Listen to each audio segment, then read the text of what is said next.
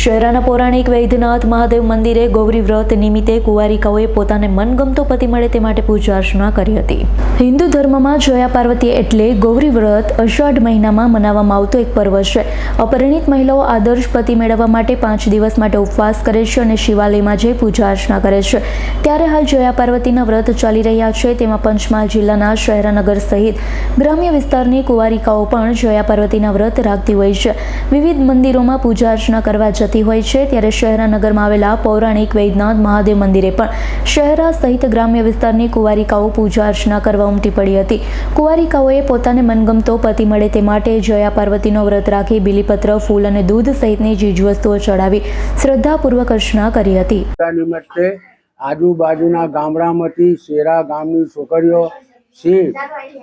5 દિવસનું જે ગૌરી વ્રતનું પૂજન ભગવાન વૈદ્યનાથ મહાદેવ માટે અને પાર્વતી માટે જે ગામની દીકરીઓ, ગામ બહારથી આવતી દીકરીઓ એ લોકો પૂજા કરે છે અને પૂજા કરી અને એમનું પૂજાનું ફળ પ્રાપ્ત થાય છે. એ હેતુથી દીકરીઓ ગૌરી નિમિત્તે પૂજન કરવા આવે છે. આનું વિશેષ મહત્વ શું છે?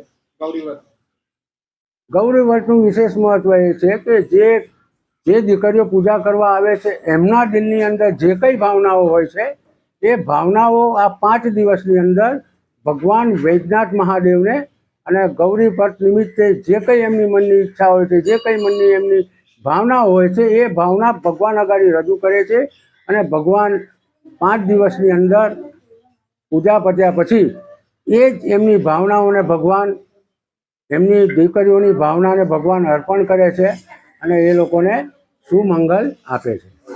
ઇકબાલ શેખનો રિપોર્ટ, S9 ન્યૂઝ, પંચમહાલ.